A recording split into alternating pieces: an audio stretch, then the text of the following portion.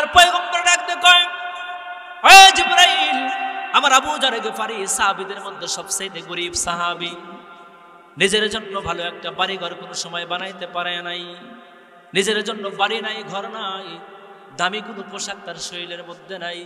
সারাটা জীবন আবু যার গফার আমি রাসূলের খেদমত করেছেন, সুবহানাল্লাহ বলেন। সারা জীবন ইসলামের জন্য আমি রাসূলের খেদমত করে গেছে।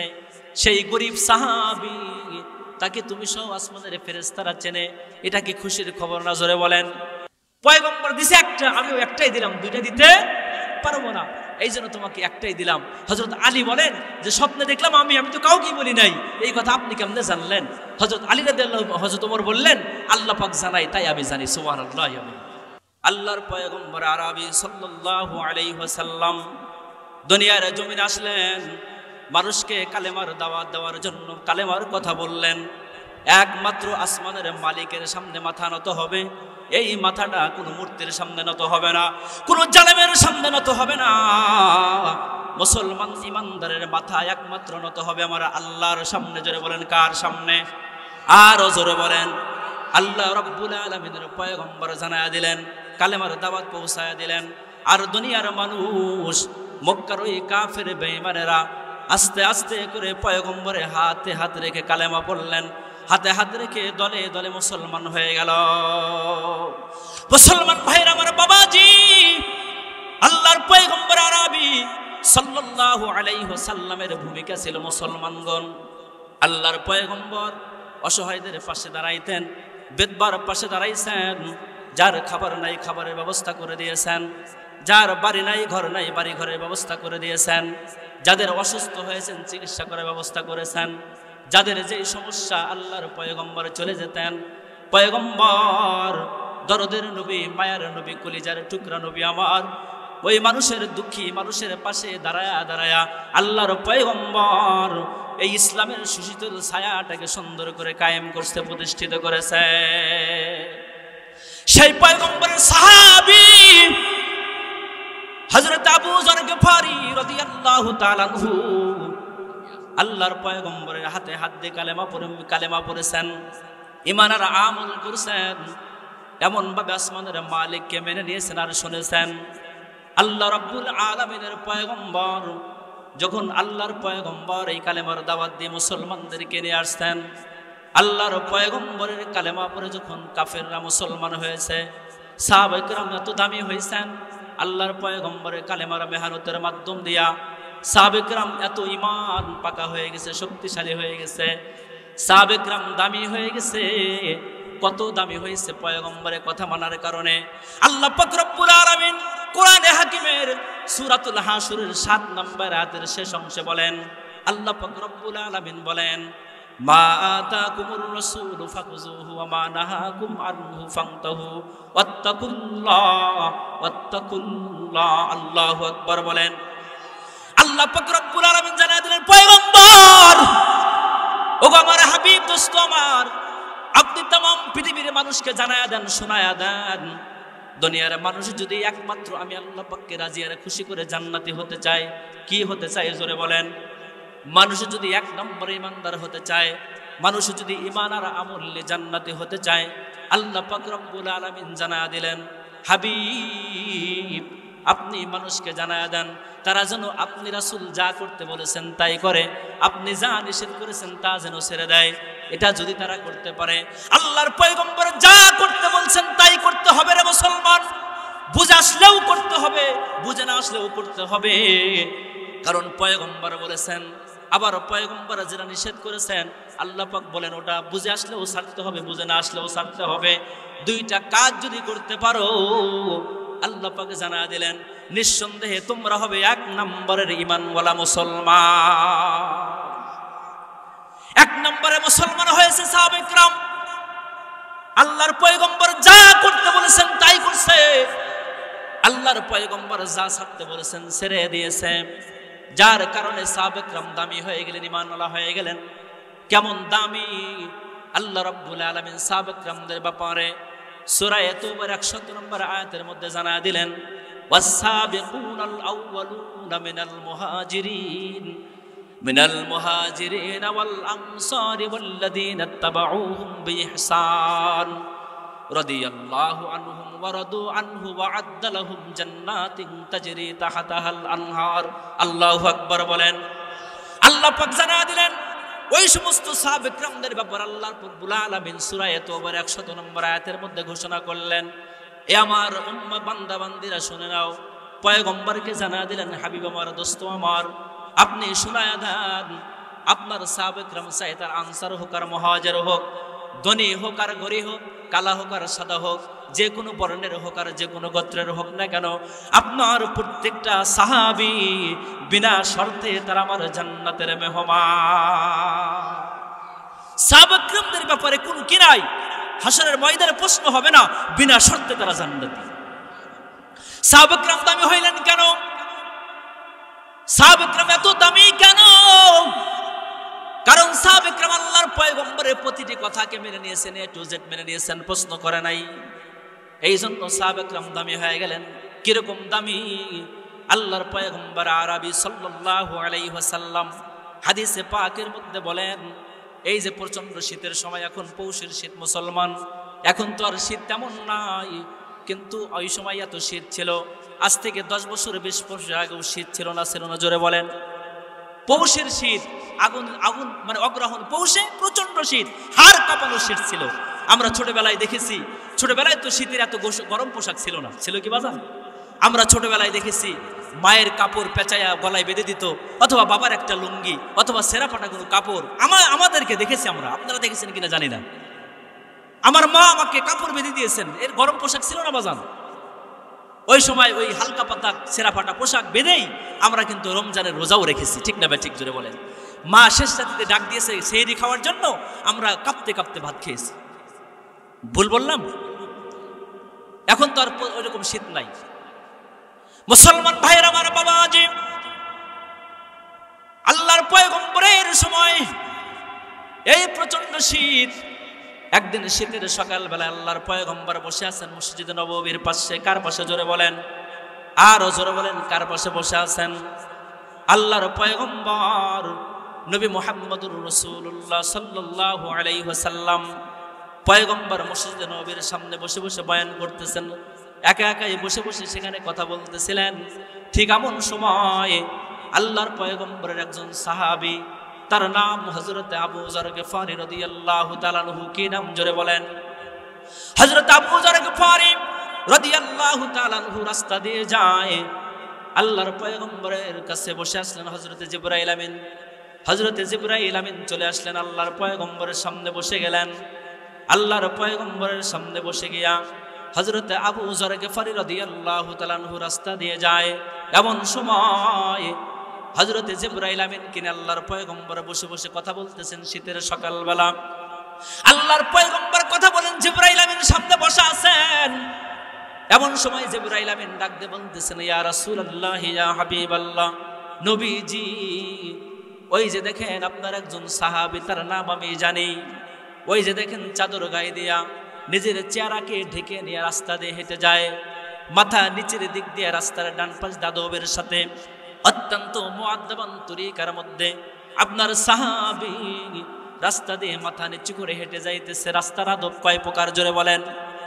রাস্তার আদব 6 প্রকার। তাবলীগ জামাত যারা করেন তারা জানেন, যারা মাদ্রাসায় পড়েছেন তারাও জানেন। রাস্তায় চলাফেরার আদব 6 প্রকার, 6টা আদব রয়েছে মুসলমান। 1 নাম্বার, রাস্তার ডান পাশে চলা। কোন পাশে? জোরে বলেন। রাস্তার ডান পাশ দিয়ে হেঁটে হেঁটে চলা, মাথাটা নিচু করে চলা, জিকিরে ফিকিরে চলা।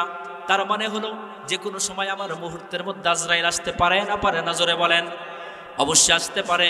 আল্লাহর পয়গম্বর আরবি সাল্লাল্লাহু আলাইহি ওয়াসাল্লামকে সাহাবী ডাক দিয়ে বললেন, হযরত জিবরাইল আমিন ডাক দিয়ে বললেন, ইয়া রাসূলুল্লাহ, ইয়া হাবিবাল্লাহ, নবীজি, ওই যে দেখেন আপনার একজন সাহাবী রাস্তা দিয়ে হেঁটে যাইতেছে, ওনাকে আমি চিনি, তার নাম আমি জানি। আলবাত্তা আপনারা কিন্তু সুবহানাল্লাহর জন্য প্রস্তুত থাকবেন মুসলমান। আল্লাহর পয়গম্বর বলেন, জিবরাইল, কে যাইতেছে ওখান দিয়ে বলেন তো দেখি। জিবরাইল আমিন ডাক দিয়ে, ইয়া রাসূলুল্লাহ, ইয়া হাবিবাল্লাহ, রাস্তা দিয়ে যিনি হেঁটে যায় উনি আপনার সাহাবী, তার নাম হযরত আবু যর গফারি। আল্লাহর পয়গম্বর ডাক দিয়ে বললেন, জিবরাইল, রাস্তা দেখিয়ে যাই বলেন। আল্লাহর পয়গম্বরের কথা শুনে জিবরাইল আমিন বললেন, ইয়া রাসূলুল্লাহ, ইয়া হাবিবাল্লাহ, নবীজি রাস্তা দিয়ে যিনি হেঁটে যায় তিনি একজন সাহাবী, আবু যর গিফারি তার নাম। আল্লাহর পয়গম্বর কথাটা শোনার সাথে সাথে আশ্চর্য হয়ে গেলেন। ডাক দিয়ে বললেন, ভাই জিবরাইল, আমার আবু যর গিফারিকে আপনি কেমনে চেনেন, কিভাবে চেনেন? আপনারা কিন্তু আবারও সুবহানাল্লাহর জন্য প্রস্তুত থাকবেন মুসলমান।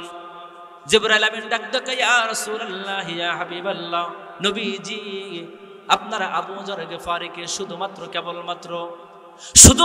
কেবলমাত্র আমি একা জিবরাইল আমিন চিনি তা নয়, তামাম আসমানে যত ফেরেশতা রয়েছে সমস্ত ফেরেশতারা আপনারা আবু যর গিফারিকে এক নামে চেনে আর জানে।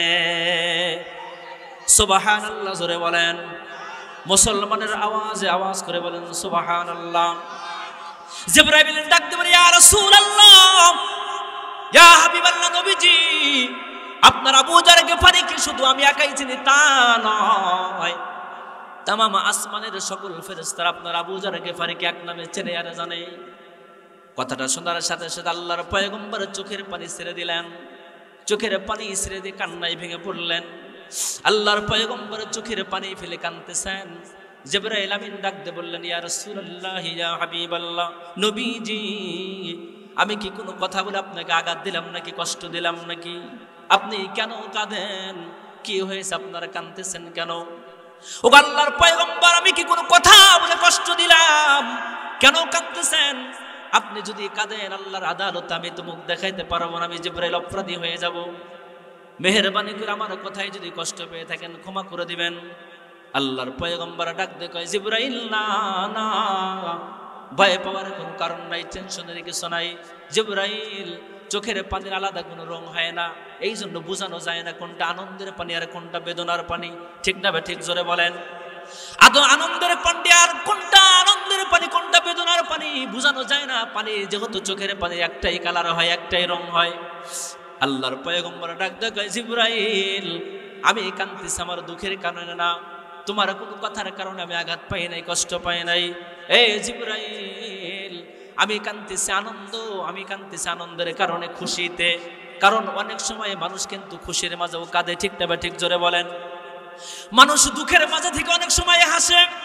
প্রচন্ড দুঃখ কষ্ট, এত পেরেশান, এত দুঃখ, এত নির্যাতন, তারপরেও মানুষ হাসে না জোরে বলেন। যদি বলা যায় আপনি এত দুঃখের মাঝে হাসেন কেন, তখন বলে মানুষ অল্প শোকে হয় কাতর, বেশি শোকে পাথর। ঠিক না ঠিক জোরে বলেন। অল্প শোকে কাতর, বেশি শোকে পাথর হয়ে যায়। দুঃখ কষ্ট লাগাতার যখন থেকে যায়, অনেক দুঃখ কষ্টের মাঝেও থেকে মানুষ কিন্তু হাসে। আবার অনেক সময় সুখ আর শান্তি, অত্যন্ত ভোগ বিলাসিতা, এত সুখ স্বাচ্ছন্দ্য জীবন যাপন করার পরেও মানুষ কাঁদে। যদি জিজ্ঞাসা করা যায় আপনি সুখের মাঝেও কাঁদেন কেন, লোকটা বলে অতীতের দুঃখের কথা মনে পড়ে সুখের মাঝেও আমি হাসি। আল্লাহর পয়গম্বর ডাক দিয়ে কয়, জিবরাইল আমি তোমার কোনো কথাই কাঁদি না, আঘাত পাই নাই, কষ্ট পাই নাই রে ভাই জিবরাইল। আমি কাঁদতেছি আনন্দের কারণে। তার কারণ হলো, এই জিবরাইল তোমার মুখ থেকে এমন একজন সাহাবীর ব্যাপারে এমন একটা খুশির খবর আমি শুনলাম। এমন একজন সাহাবীর ব্যাপারে তুমি এমন একটা আনন্দের খবর, এমন একটা খুশির খবর আমাকে জানাইছো রে জিবরাইল। সাহাবীদের মধ্যে সবচেয়ে গরীব সাহাবী যিনি, তার নাম আবু যর গিফারি। সারা জীবন আমি রাসূলের খেদমত করেছেন, নিজের জন্য ভালো একটা বাড়ি ঘর করতে পারে নাই। হযরতে আবু যর গিফারি খাদেমে খায়রুল বাশার, হযরতে আবু যর গিফারি খাদেমে খায়রুল বাশার। खिदमतों में जिंदगी भर ना बनाया अपना घर, खिदमतों में जिंदगी भर ना बनाया अपना घर।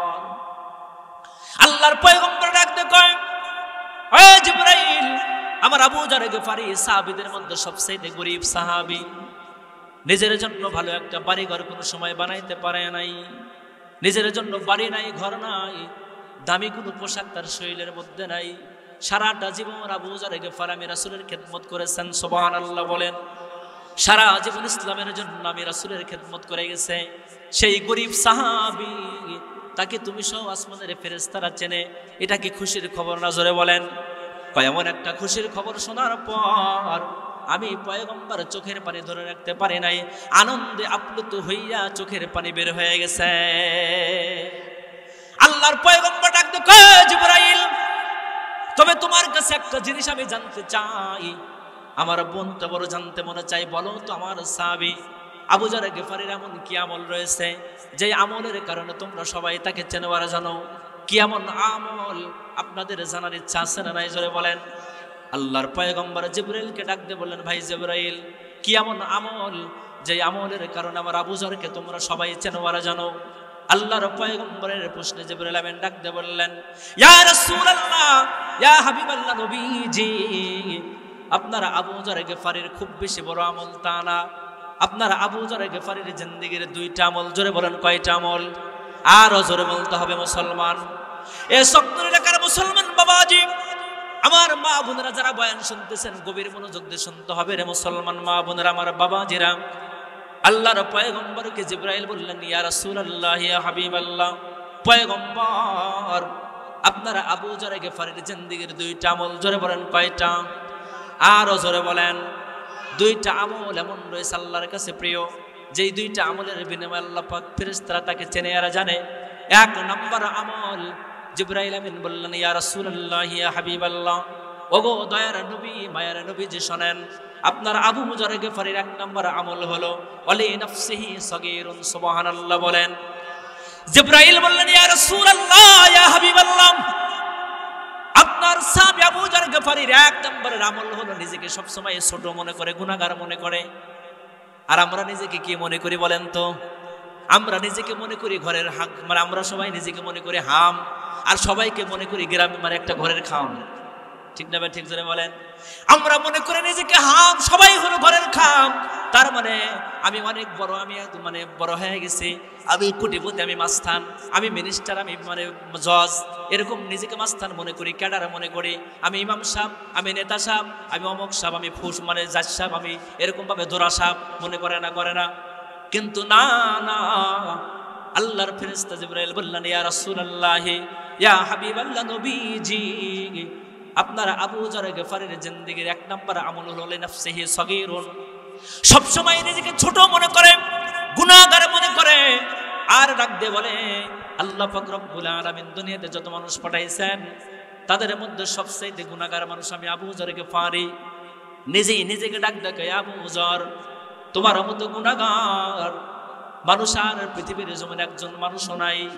নিজেকে ছোট মনে করেন, গুনাহগার মনে করেন, অপরাধী মনে করেন, আর নিজেকে বলেন যে হায় আবু যর, আল্লাহ পাকে যদি জাহান্নামের জন্য কোনো মানুষ বানায় তাহলে হয়তো আমি আবু যরকে আল্লাহ পাকে জাহান্নামের জন্য বানাইছে। এটা এক নম্বরের আমল তার, যে নিজেকে ছোট মনে করে, গুনাহগার মনে করে।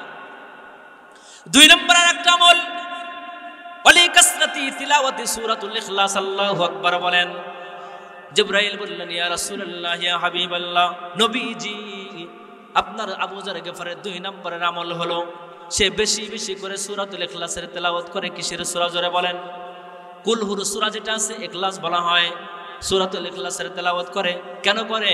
কারণ আল্লাহর পয়গম্বর বলেছেন যে বান্দা বান্দীরা প্রতিদিন যে কোনো সময় যে কোনো মুহূর্তে একবার করে সূরাতুল ফাতিহা আলহামদুলিল্লাহ তেলাওয়াত করবে, সাথে তিনবার সূরাতুল ইখলাস কুল হুর সূরা তেলাওয়াত করবে, পয়গম্বর বলেন তার আমলনামার মধ্যে এক খতম কোরআন তেলাওয়াতের সওয়াব লেখা হবে। বলেন তো সূরাটা কি খুব কঠিন? একবার সূরাতুল ফাতিহা, তিনবার সূরাতুল ইখলাস। মা বোনেরা যারা বয়ান শুনতেছেন, বাবাজিরা যারা আছেন, ভাইরা যারা আছেন, এটা বেশি বেশি পড়বেন।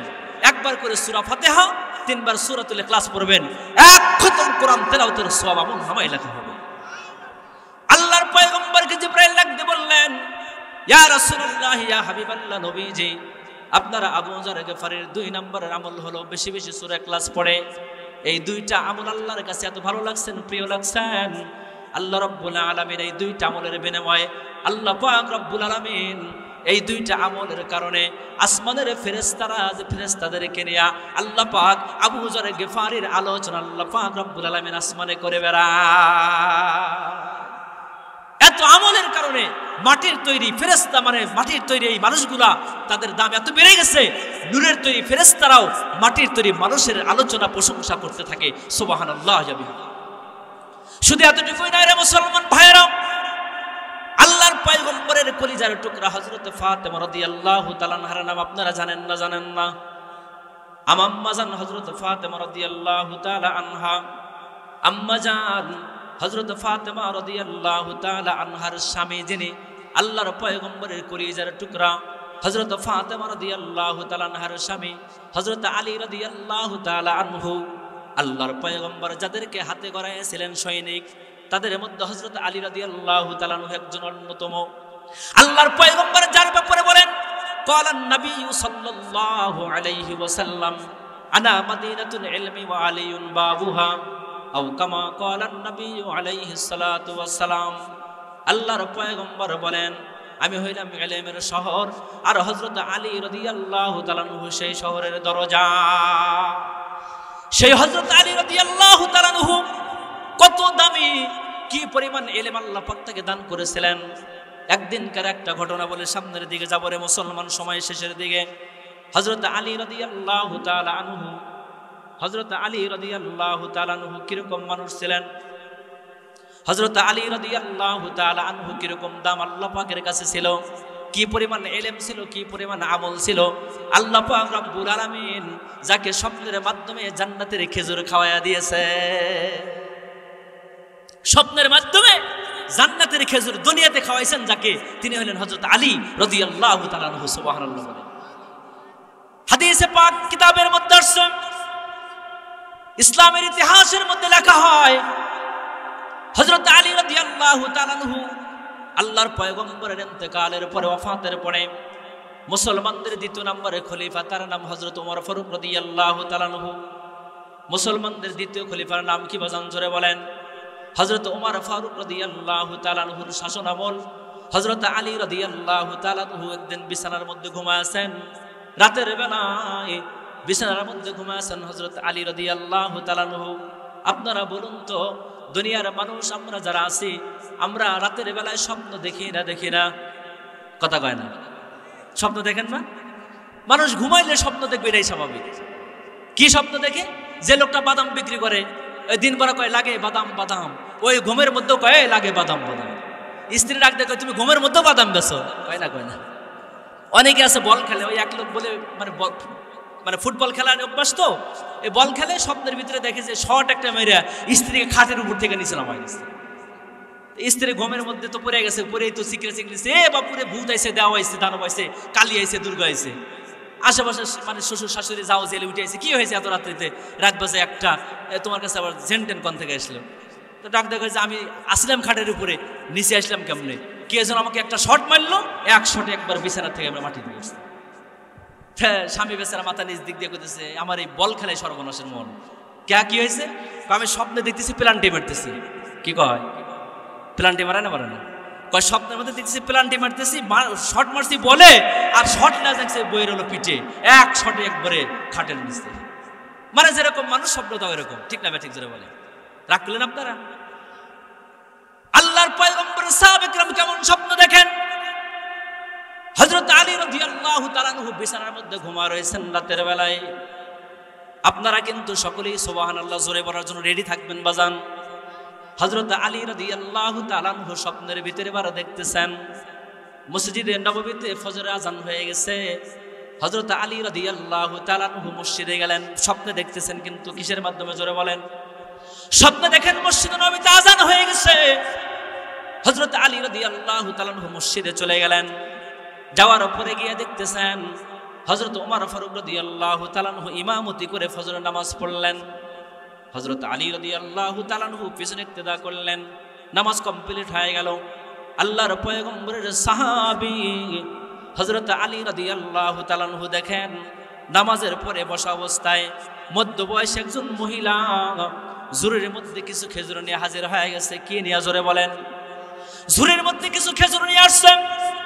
আমিরুল মুমিনিন ওমর ফারুক রাদিয়াল্লাহু তাআলা আনহুর হাতের মধ্যে দিয়ে দিলেন। ডাক দিয়ে বলতেছেন, কে আছো? খেজুরগুলো আমিরুল মুমিনিনের হাতে দাও। হাতের মধ্যে দিয়ে দিল। মহিলা ডাক দিয়ে বলতেছেন, আমিরুল মুমিনিন, এটা আমার নতুন বাগানের পয়লা গাছের প্রথম খেজুর। খেজুরগুলো আপনার জন্য হাদিয়া, আপনি নিজেও খাইবেন, এই খেজুরগুলো আপনার উপস্থিতি মুসল্লিদের মধ্যে বন্টন করে দিবেন। স্বপ্নে দেখতেছেন যে খেজুর বিতরণ। আল্লাহর পয়গম্বরের সাহাবী, মুসলমানদের দ্বিতীয় নম্বরের খলিফা হযরত ওমর ফারুক রাদিয়াল্লাহু তাআলা আনহু খেজুরগুলোকে বন্টন করা আরম্ভ করলেন। উপস্থিত সাহাবীদের মধ্যে বন্টন করতেছেন। এমন সময় হযরত আলী রাদিয়াল্লাহু তাআলা আনহুকে একটা খেজুর দিলেন আল্লাহর পয়গম্বরের সাহাবী হযরত ওমর।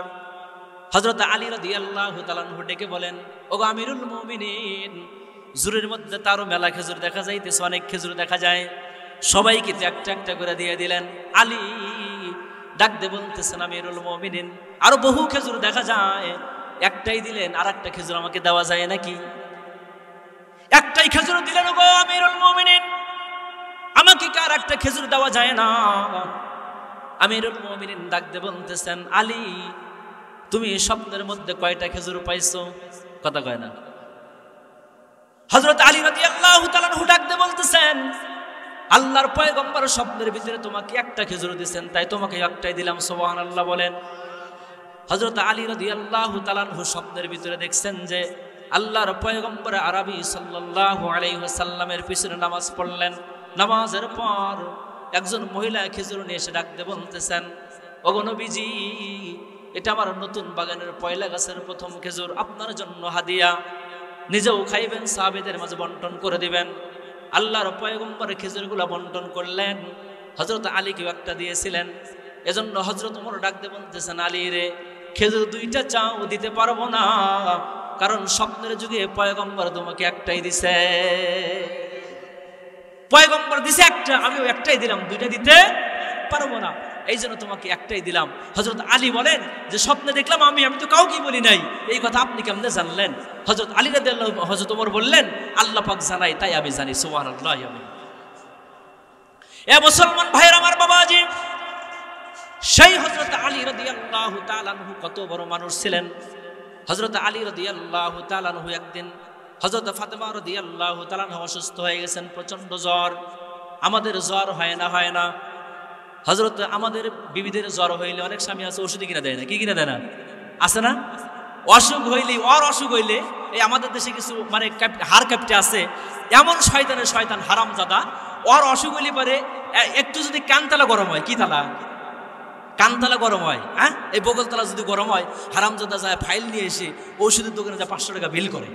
আর বিবি সারাদিন পরে এত মেহনত করে, ওই হারামজাদা দেখে না বিবি শুয়ে রয়েছে, কয় ওর আছে, সকিনার মা তোমার কি হয়েছে, কয়, এরকম লোক আছে না নাই? যদি অসহায় পড়ে থাকে, কেউ যদি কয় যে তোমার বউ না শুয়ে থেকে কে হাইতেছে, মনে হয় জ্বর কি মাথা ধরছে, একটু ওষুধ কিনা দাও না, কয় ও আরে একটু বন্ডামি, মহিলা মানুষ কি মরে? দেখছেন কি শয়তানের শয়তান, ওকে ভাত রান্ধে খাওয়ায় শেষ সাথে উঠে, ঠিক না? এই ঠান্ডার মধ্যে এত কিছু করে দেয়, আর ওই শয়তান কয় কি, কয় যে বলো বন্ডামি, মহিলা মানুষ কি মরে? দেখছেন, মানে ওষুধ কিনে দেবো না। আবার যদি অসুখ হয় বাড়িতে ফোন দেয়, এখন তো ফোন আছে, ফোন দেয় ভাইয়ের কাছে, নাই সুমন্দির বইয়ের কাছে ফোন দেয়, কয় ভাবি, এই যে আপনার বিউটির মায়ের অসুখ, তাড়াতাড়ি নিয়ে যান, আমার ঝামেলা হয়ে গেছে। মানে বাপের বাড়ি পাঠায় দেয় যে বাপ নিয়ে চিকিৎসা করুক গা, ওই শয়তান ওষুধ কিনে দেয়। তবে আপনাদের স্বপ্ন লেগার মানুষ ভালো, এরা বইয়ে খুব ভালোবাসে, অসুখ হওয়ার আগেই ঝাঁটা ধরে, ঠিক না? ঠিক রাগ করলেন আপনারা? হযরত আলী রাদিয়াল্লাহু তাআলা আনহুর স্ত্রী হযরত ফাতেমা রাদিয়াল্লাহু তাআলা আনহা অসুস্থ 1 সপ্তাহ হয়ে গেছে। কয় সপ্তাহ? 1 সপ্তাহ পার হয়ে গেছে, জ্বর আর সারতেছে না। আল্লাহর পয়গম্বর সাহাবী হযরত আলী রাদিয়াল্লাহু তাআলা আনহু চলে গেলেন। হযরত আলী রাদিয়াল্লাহু তাআলা আনহু ফাতেমাকে ডাক দিয়ে বলতেছেন, ফাতেমা, কি হয়েছে তোমার, কেমন লাগতেছে আমার কাছে একটু বলো। হযরত ফাতেমা রাদিয়াল্লাহু তাআলা আনহা বলেন, ওগো স্বামী, আজ 1 সপ্তাহ হয়ে গেল আমার অসুস্থ, জ্বর সারতেইছে না, প্রচন্ড জ্বর। আমার মনটা বলতেছে, আমার মনটা বলে আমি যদি একটু ডালিম খাইতাম, ডালিম খাইলে মনে হয় আমার একটু অসুখ সেরে যেত। হযরত ফাতেমা রাদিয়াল্লাহু তাআলা আনহা এই কথা শোনার পরে হযরত আলী রাদিয়াল্লাহু তাআলা আনহু দেরি করলেন না, এবার জামাটা গায়ে দিয়া বাজারের দিকে রওনা করলেন। আর পকেটের ভিতরে হাত দিলেন, দেখি কয় টাকা আছে। হযরত আলী রাদিয়াল্লাহু তাআলা আনহু পকেটের মধ্যে হাত দিয়ে দেখে 1 টাকা পকেটে। কয় টাকা? জোরে বলেন, আরো জোরে বলেন। আর আমাদের দেশের গেদি মানুষের আপনার হলো পার্সের ভিতরে ওই যে মানি ব্যাগ আছে, গেদি গাড়ি ব্যাগ আছে না, ওই ব্যাগের মধ্যে চেক করবেন, সবসময় 1000 টাকার নোট থাকে না, থাকে না। আমাদের দেশের যারা যুবক এই পোলাপান আছে ওদের কাছে টাচ ফোন দেখবেন, ওই ফোনের নগদে রকেটে হাজার হাজার টাকা, ওই ফোনের ব্যাক পার্টের ভিতরে যে আপনার কভার আছে না, ওই কভারের মধ্যে থেকে দেখি অনেকে টাকা বাড়ি করে। কে রে বাবা, কভারের মধ্যে টাকা আছে না নেই? হযরত আলী রাদিয়াল্লাহু তাআলা আনহু বিসমিল্লাহ বলে পকেটে হাত দিলেন, হাত দেওয়ার পরে টাকা পকেটের ভিতরে টাকা বাড়ি করে দেখে মাত্র 1 টাকা পকেটের ভিতরে। কয় টাকা জোরে বলেন? গরিব মানুষ হযরত আলী রাদিয়াল্লাহু তাআলা আনহু 1 টাকা নিয়ে চলে গেলেন মদিনার বাজারে। কোথার বাজারে জোরে বলেন? ভালো করে বুঝবেন, স্ত্রীকে কেমন ভালোবাসতে হবে একটু ভালো করে শিখে নেন। হযরত আলী রাদিয়াল্লাহু তাআলা আনহু চলে গেলেন মদিনার বাজারে।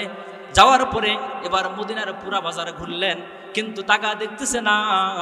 মদিনার বাজারের মধ্যে কোনো ডালিম আর আসে নাই, একটা ডালিমও মদিনার বাজারের ভিতর পাওয়া যায় না। তন্ন তন্ন করে খুঁজলেন। এবার বাজারের বাহিরের দিকে চলে আসতেছেন হযরত আলী রাদিয়াল্লাহু তাআলা আনহু। এমন সময় তাকায়া দেখতেছেন যে ওই রাস্তার পাশে একটা লোক ঝুড়ির মধ্যে একটাই ডালিম, কয়টা ডালিম জোরে বলেন? একটাই ডালিম নিয়ে একটা লোক বসে আছে। ডালিমটা পেকে গেছে, যার কারণে মাঝখান দিয়ে ফেটে গেছে। ফাটে না জোরে বলেন? বাঙ্গি পাকলে ফাটে, কাঁঠাল পাকলে ফাটে, ডালিম পাকলেও ফাটে না জোরে বলেন? হযরত আলী রাদিয়াল্লাহু তাআলা আনহু তাকা দেখেন ডালিমটা ফেটে গেছে, ডালিমের সুন্দর দানাগুলো লাল টকটকে দেখা যাইতেছে।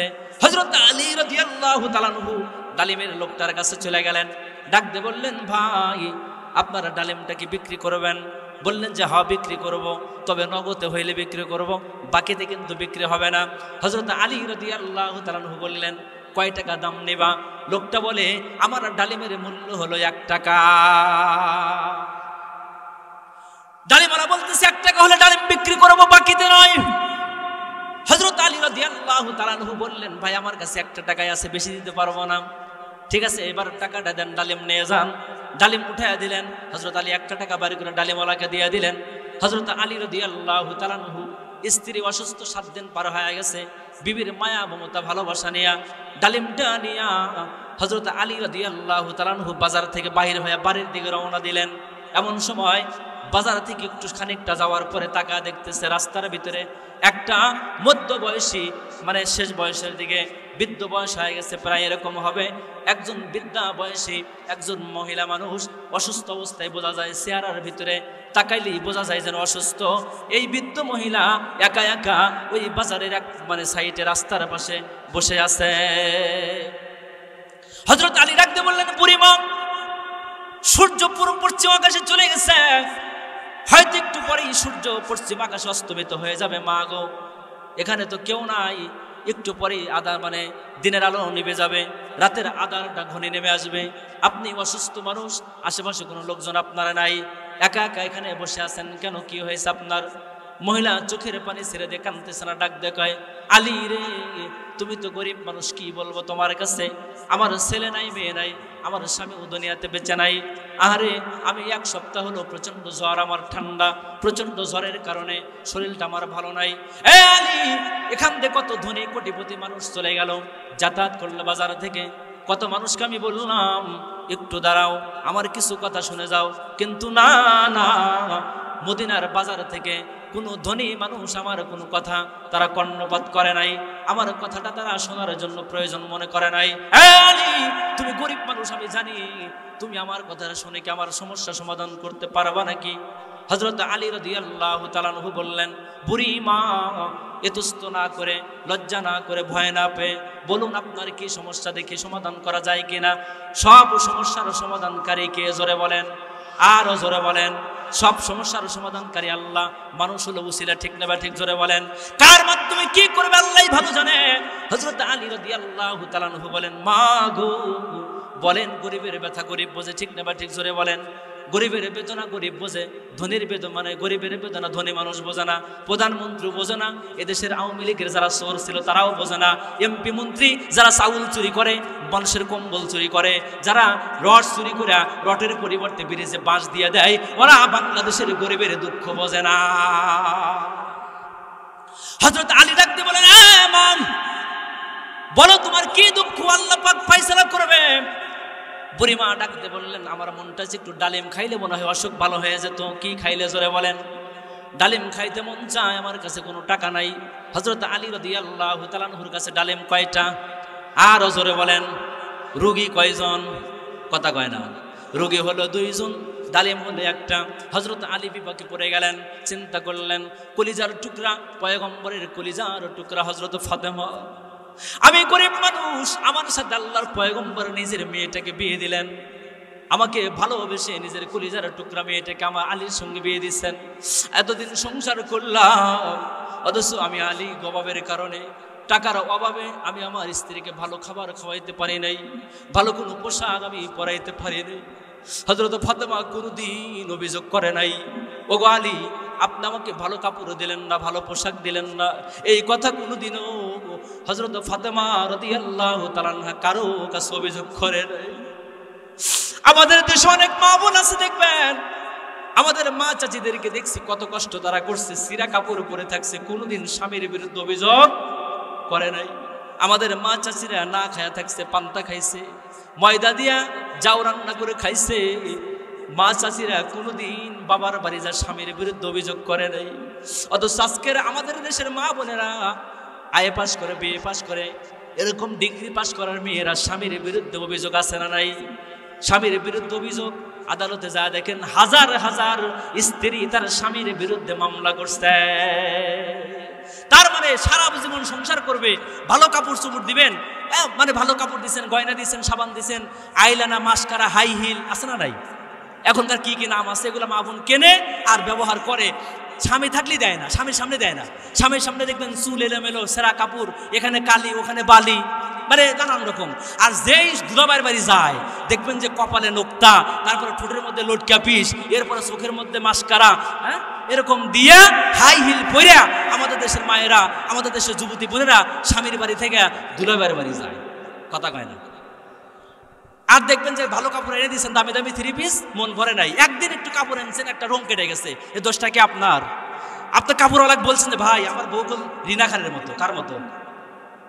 আমার বউকল রিনা খানের মতো। কাপড় যাই দেন ভাই, রমজানি কাটে না। টাকা আপনি 12টার কাছে 13টা নেন, মানে 1200-র কাছে 1300 নেন, কিন্তু কাপড় ভালো দেন, রং যদি কাটে ভাই আমার কল ফাটা হালাইব। কাপড়ওয়ালা কয় গ্যারান্টি, ভাবি যদি পছন্দ না করে কালকে নিয়ে এসে ঢেল দিয়ে দিয়ে। এই কাপড় নিয়ে দিয়েছেন আপনার স্ত্রীকে কিনা, আপনার স্ত্রী তো রিনা খানের মতো, দুলারির মতো। এবার এই স্ত্রী কি করছে, কাপড় নিয়ে যায়া ওই নদীর ঘাটে, পুকুরের ঘাটে অথবা টিউবওয়েল পারে যায়া ওই কাপড় কাচবে আর রং কাটবে, আর নাকে কান্দে এত কান্দা কানবে মনে হয় 7 মরার কান্দা একাই কান্দা সাপ। কাপড়ের রং কাটবে আর ওই কাপড় খাসবার বলবে সর্বনাশা, সংসার করলাম 12 বছর পার হয়ে গেল, জীবনে ভালো একটা কাপড়ও দিল না। আপনাদের চক্রের এগার মা বোন ভালো, এরা স্বামী খুব মহব্বত করে, খুব ভালোবাসে, পাও মেসেজ করে দেয়, ও ঠান্ডার দিনে পানি গরম করে দেয়, অসুখ হইলে পারে খাবার তুলে মুখে খাওয়ায়, নাকি খালি মাঝে মধ্যে একটু বাঁ পাও দিয়ে সোফাত ঘুরায়। মুসলমান ভাইয়ের আমার বাবাজি, সময় আমার শেষের দিকে হযরত আলী রাদিয়াল্লাহু তাআলা আনহু মনে মনে চিন্তা করলেন, আমার স্ত্রীকে ভালো খাবার খাওয়াইতে পারি না, মনে আছে নাকি আপনাদের? হযরত আলী চিন্তা করলেন আমার স্ত্রী অসুস্থ, এখানে বৃদ্ধা মহিলা আমার মায়ের বয়সে, তিনি অসুস্থ আছেন, ডালিম আমার কাছে একটা। হযরত আলী রাদিয়াল্লাহু তাআলা আনহু এবার বুদ্ধি করলেন যে আমি এই ডালিমটাকে মাঝখান দিয়ে সমান ভাগে 2 ভাগ করব।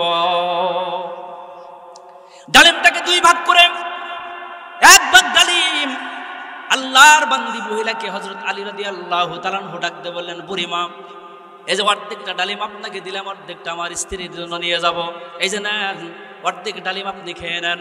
এবার মহিলা ডাক দিয়ে বলতেছে, না না বাবা, আমি নিজের হাতে ডালিম খাবো না, এই ডালিমের দানাগুলো ছিঁড়ে ছিঁড়ে তুমি আমার নিজের হাতে আমার মুখে খাওয়ায়া দাও। হযরত আলী ডাক দিয়ে বলেন, বুড়িমা আপনি নিজের হাতে খেয়ে নেন। বুড়িমা বলতেছে, না না, তুমি না খাওয়াইলে আমি খাবো না। হযরত আলী বিপদে পড়ে গেলেন, নিজের হাত দিয়ে ডালিমের দানাগুলো খুলে খুলে বুড়িমার মুখের মধ্যে খাওয়ায়া দিতেছেন। এবারে খাওয়ায়া দিলেন, ডালিমটা যখন অর্ধেকটা খাওয়া হয়ে গেল, হযরত আলী রাদিয়াল্লাহু তাআলা আনহু ডাক দিয়ে বলতেছেন, বুড়িমা এখন কি আপনার আত্মারে মনে তৃপ্তি হয়েছে কিনা, শান্তি পেয়েছেন কিনা, নাকি আরো খেতে মনে চায়? দেখবেন আমাদের দেশের ছেলেমেয়েরা ওই দোকানে যাবে, একটা সদাই কিনা চোখ ভরে না, আরো নেবে, ওটা নেবে, ওটা নেবে। হযরত আলী বুঝতে পারলেন বুড়িমার আত্মার শান্তি হয় নাই, তৃপ্তি হয় নাই, এই জন্য বললেন মা আরো কি খেতে মনে চায় নাকি? মহিলা বলতেছেন বাবারে আরো অর্ধেকটা খাইলে আমার ভালো লাগতো। বুড়িমা বলতেছে আর ওই অর্ধেকটা দিলে মনে হয় আমার একটু ভালো লাগতো। হযরত আলী রাদিয়াল্লাহু তাআলা আনহু এবার আর না মানে নিষেধ না করে মন খারাপ করলেন না, হাসি মুখে অর্ধেক বাকি ডালিমটাও ছিঁড়ে ছিঁড়ে বুড়িমাকে মুখে দিয়ে খাওয়ায়া দিল। আর কি ডালিম আছে? ডালিম আর নাই, বাজারেও নাই, পকেটেও টাকা নাই। হযরত আলী রাদিয়াল্লাহু তাআলা আনহু এবার চলে গেলেন বাড়িতে, দরজার মধ্যে গেটের মধ্যে চলে গেলেন। গেটের মধ্যে যাওয়ার পর হযরত আলী রাদিয়াল্লাহু তাআলা আনহু আর ভিতরে যান না। চিন্তা করেন আমার ফাতেমার জন্য ডালিম কিনলাম, তা তো আমি খাওয়াইতে পারবো না, ডালিম তো আমার কাছে নাই, খালি হাতে কেমনে যাব? হযরত আলী রাদিয়াল্লাহু তাআলা আনহু টেনশনে পড়ে গেলেন, না না আমি খালি হাতে ফাতেমার সামনে গিয়ে দাঁড়াইতে পারবো না। হযরত আলী টেনশনে পড়ে গেলেন, চেহারার ভিতরে মালিন্যতার ছাপ, টেনশনের ভাব নিয়ে হযরত আলী রাদিয়াল্লাহু তাআলা আনহু থমকে দাঁড়িয়ে আছেন। হযরত ফাতেমা বুঝতে পারলেন আমার স্বামী দরজার গেটের মধ্যে আসছে। ডাক দিয়ে কয়, স্বামী আপনি ঘরের ভিতরে আসেন না কেন, ওখানে দাঁড়াইলেন কেন?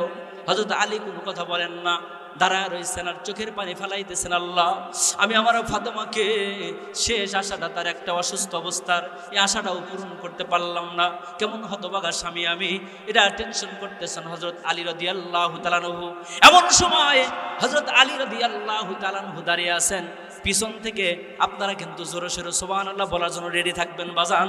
এবার পিছন থেকে আল্লাহর পয়গম্বরের সাহাবী হযরত সালমান ফারসি রাদিয়াল্লাহু তাআলা আনহু একটা ঝুড়ির মধ্যে ডালিম নিয়া হযরত আলীর পিছনে এসে ডাকতে বলতেছেন, ওগো আলী তাড়াতাড়ি করে ডালিমের ঝাঁকাটা আমার মাথা থেকে নামায় নেন। সুবহানাল্লাহ জোরে বলেন। কিসের ঝাঁকা নিয়ে আসছে বলেন? ডালিমের ঝাঁকা। হযরত আলী ডাকতে বলতেছেন, ভাই সালমান এতগুলো ডালিম আপনি কোথায় পাইছেন? বলে আল্লাহর পয়গম্বর পাঠায়া দিয়েছে আপনার জন্য হাদিয়া। ডালিমের ঝাঁকাটাকে নামায় নিলেন। নামানোর পরে হযরত আলী রাদিয়াল্লাহু তাআলা আনহু এবার ডালিমের ওই ঝাঁকার ভিতরকার রাখা ডালিমগুলো গুনতেছেন। কি করতেছেন জোরে বলেন? ডালিমগুলো গণনা করতেছে কয়টা আছে। এবার গুনে দেখে 9টা। জোরে বলেন কয়টা? গুনে দেখে 9টা ডালিম ঝাঁকার ভিতরে। হযরত সালমান ফারসি রাদিয়াল্লাহু তাআলা আনহু বলেন, ভাই আলী আপনি ডালিম গুনতেছেন কেন? ডালিমটা গণনা করতেছেন কেন? হিসাব করেন কেন? হযরত আলী মুস্কি হাসি দিয়ে কয়, ভাইজান মনে কিছু নিবেন না, আমি ডালিম এই জন্য গুনতেছি, আপনি বলেছেন আল্লাহর পয়গম্বর হাদিয়া পাঠাইছে, পয়গম্বর যদি পাঠায় ডালিম থাকার কটা 10টা। কয়টা? পয়গম্বর পাঠালে ডালিম থাকবে 10টা, কিন্তু ডালিম তো 9টা। হযরত সালমান ফারসি রাদিয়াল্লাহু তাআলা আনহু আশ্চর্য হয়ে গেলেন। ডাক দিয়ে বললেন, ভাই এখানে 10টা থাকবে না 9টা থাকবে, আপনি কেমনে বুঝলেন? হযরত আলী রাদিয়াল্লাহু তাআলা আনহু কি আমার আপনার মতো কসুর পাতার ইমানদার? জোরে বলেন। সাহাবায়ে কি আমার আপনার মতো বেডাঙ্গা মুসলমান, এরকম আওয়ামী লীগ মার্কা মুসলমান, বিএনপি মার্কা মুসলমান, আমার আপনার মতো কি আপনার এই যে ঘুষ খাওয়া মুসলমান? না না। হযরত আলী ডাক দিয়ে বলতেছেন, ভাই রে পয়গম্বর যদি পাঠায় ডালিম থাকবে 10টা, কিন্তু করে দেখলাম 9টা, তার কারণটা কি? হযরত সালমান ফারসি ডাক দিয়ে বলেন, ভাই আগে বলেন ডালিম 10টা কেন থাকবে? ডালিম 9টা না থেকে 10টা থাকবে কেন? হযরত আলী রাদিয়াল্লাহু তাআলা আনহু বলেন, আল্লাহ পাক কোরআনে কারীমের মধ্যে বলেছেন, তোমরা যদি 1 টাকা আল্লাহর রাস্তায় দান করো, 1-এর পরিবর্তে আল্লাহ পাক 10 দিয়ে পুরস্কার দিয়ে দিবে। 1 টাকা দান করলে আল্লাহ পাক 10 টাকা দিয়ে দিবে। দুনিয়াতেও দিতে পারেন, দুনিয়াতে নাও দিলে পরকালে কোনো সমস্যা হবে না, পরকালে 100% পেয়ে যাবে। দুনিয়াতেও প্রতিদান আল্লাহ দেয় না জোরে বলেন। ভালো কাজের প্রতিদান আল্লাহ পাক দুনিয়াতেও দিয়ে থাকেন। পয়গম্বর বলেন, আত-সাদকাতু তারাদ্দুল বালা, দান সাদকা মানুষকে বালা মুসিবত থেকে হেফাজত করে, এবং তার প্রতিদান আল্লাহ পাক দানের মাধ্যমে বিপদ কাটায়া দেয়, মুসিবত কাটায়া দেয়, দানের কারণে অসুস্থ ভালো হয়ে যায়। হযরত আলী ডাকতে কয়, সালমান ফারসি আল্লাহর পয়গম্বর যদি পাঠায় 10টা থাকবে এই কারণে, কারণ আমি পথের মধ্যে দান করছি একটা, পথের মধ্যে 1টা ডালিম খাওয়াইছি আমি, 1-এর পরিবর্তে 10টা থাকবে, এই জন্য আমি গুণে হিসাব করে দেখছি 9টা থাকার কথা না 10টা থাকবে। হযরত সালমান ফারসি ডাক দিয়ে বলেন, ভাই মনে কিছু নিয়েন না, পয়গম্বর ডালিম 9টাই দিয়েছে, 10টাই দিয়েছেন, আমি আপনাকে পরীক্ষা করার জন্য 1টা ডালিম পকেটের মধ্যে লুকায় রাখছি, দেখি তো আপনি ধরতে পারেন নাকি। লা ইলাহা মোহাব্বতে লা ইলাহা ইল্লাল্লাহ, লা ইলাহা লা ইলাহা ইল্লাল্লাহু মুহাম্মাদুর রাসূলুল্লাহ সাল্লাল্লাহু আলাইহি ওয়াসাল্লাম। হযরত আলী রাদিয়াল্লাহু তাআলা আনহু ডালিম 10টা নিয়ে গেলেন। এবার ফাতেমার কাছে যা দেখেন ফাতেমা সুস্থ হয়ে গেছে, সুবহানাল্লাহ বলেন। ফাতেমা সুস্থ হয়ে গেছে, জ্বর আর শরীরের মধ্যে নাই। আল্লাহর পয়গম্বর সাহাবী হযরত আলী ডাক দিয়ে বললেন, ফাতেমারে তোমার জ্বর কেমনে সেরে গেল? হযরত ফাতেমা ডাক দিয়ে কয়, 1 ঘন্টা আগে আল্লাহ পাক আমার জ্বর সারায়া দিয়েছে। কিসের মাধ্যমে দিয়েছে জোরে বলেন? সদকার মাধ্যমে, দানের মাধ্যমে, হাসি মুখে একটা ডালিম খাওয়ায়া দিছে। প্রতিদিন আল্লাহ পাক ফাতেমার জ্বর সারা দিয়েছেন। 10টা ডালিম আল্লাহ পাক জান্নাতি ডালিম দিয়া আল্লাহর পয়গম্বরের কাছে পাঠায়া হযরত আলীকে দিয়ে দিলেন। সেই আলী রাদিয়াল্লাহু তাআলা আনহু একদিন মসজিদে নববীর ভিতরে বসে কোরআন শরীফ পড়তেছে। 2 মিনিটে বলবো। হযরত আলী কোরআন শরীফ পড়ে, একজন ভিক্ষুক বেচারা রাস্তা দিয়া যায়। পথের মধ্যে আবু জাহেল, আবু লাহাব, উতবা, সায়েবা, ওলীদ ইবনে মুগিরার মতো মানুষ, এরা বসে বসে তাস খেলতেছে। কি খেলতেছে জোরে বলেন? তাস খেলা মানুষ চোখ ধরে নাই। তাস খেলতেছে আবু জাহেল, ওইখানে ভিক্ষুক যায় আর বলতেছে, বাবা আমাকে কিছু দান করেন, আমি 3 দিন হলো অনাহারে। ভিক্ষুকরা দেখবেন সকালবেলা খায় বার হয়, দুপুরবেলা কাউকে দেখলে বলে কি, কই ভাই আমি 3 দিন হলো খাই না, ও সকালবেলা 1 সারি খাইছে। এটা ফকিরদের অভ্যাস, ফকিরদের অভ্যাস। তার মানে মানুষ দেখলে ওরা বলবে যে আমি না খাই আছি, মানে কোনো অসুখ না, তারপরেও দেখবেন যে মনে হয় অসুখে 1 মাস হলো উঠতেই পারে না। তাই ভিক্ষুক বেচারাটা বলতেছে যে ভাই আমাকে কিছু দান করেন, 3 দিন হলো খাই না। এবার ওই আবু জেহেল তো শয়তান মার্কা, কি মার্কা, ও তো মুসলমানদের কিনে খালি মানে টিটকারি করবে, এটাই হলো তার কাম।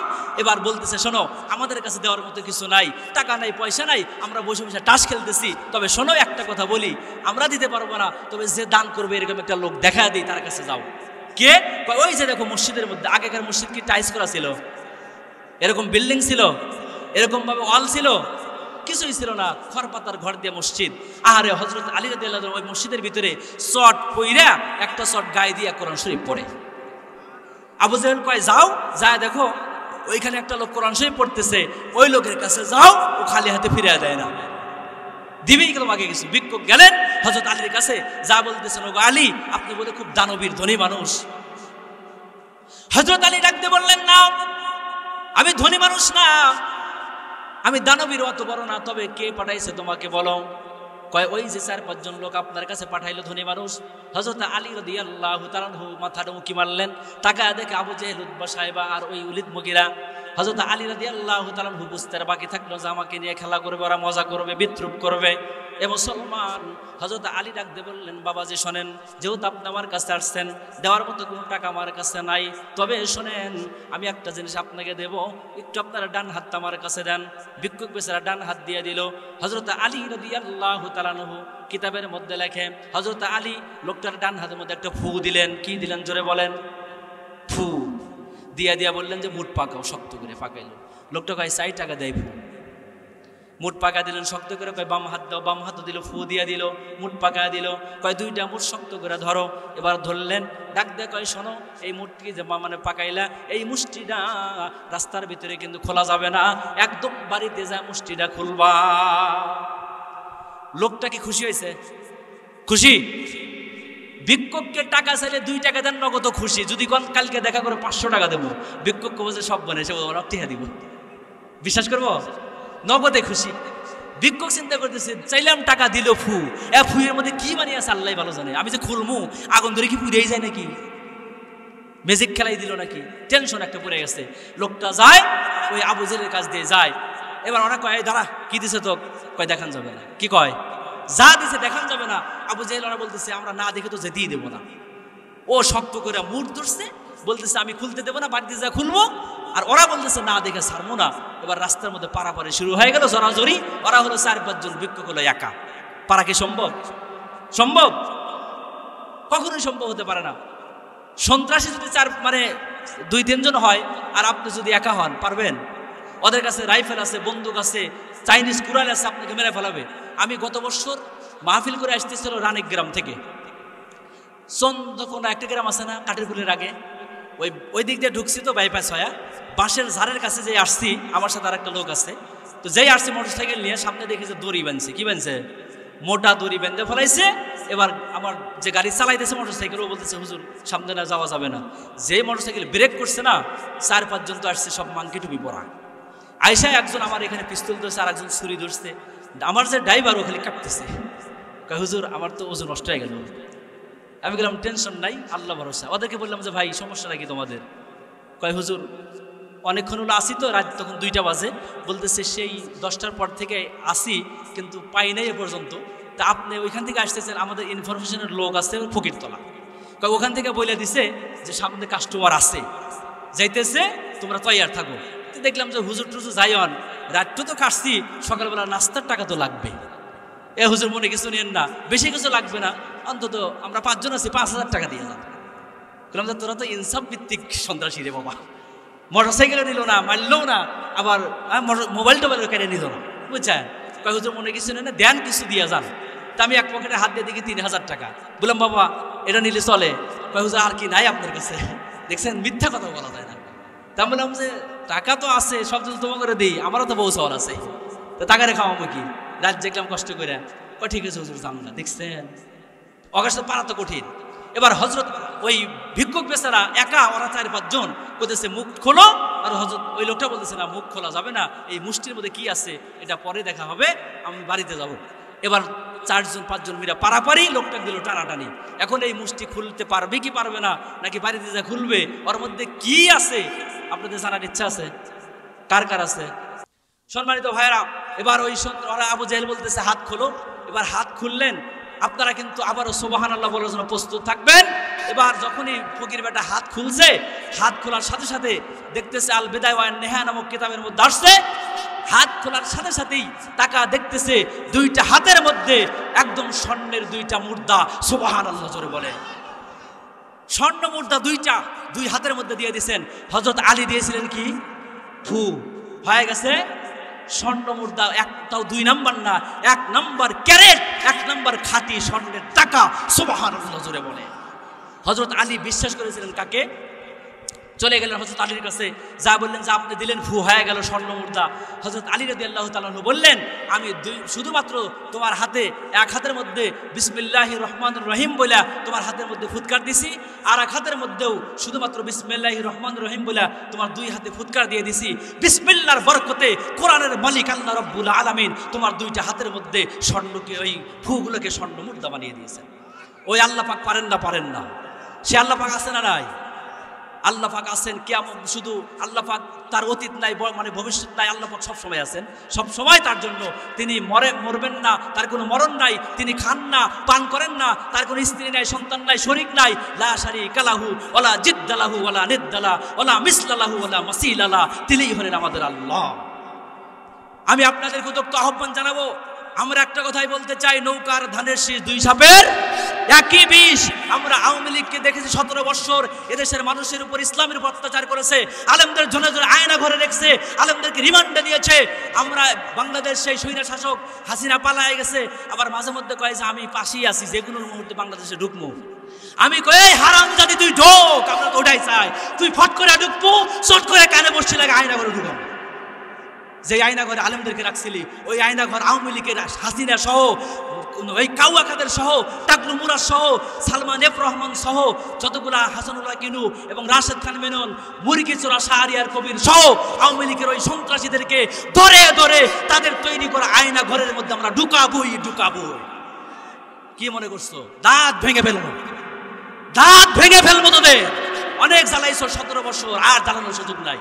এই জন্য আপনাদের কাছে উদ্যত আহ্বান হলো, আগামীর বাংলাদেশ কোরআনের বাংলাদেশ, আগামীর বাংলাদেশ আলেম ওলামার বাংলাদেশ, আগামীর সংসদ বাংলার হবে কোরআনের সংসদ, হাদিসের সংসদ, আগামীর দেশ হবে সন্ত্রাস মুক্ত বাংলাদেশ, আগামীর দেশ হবে ঘুষ মুক্ত বাংলাদেশ, আগামীর বাংলাদেশ হবে স্বাধীন সভ্যতার বাংলাদেশ, ইসলামের বাংলাদেশ হবে।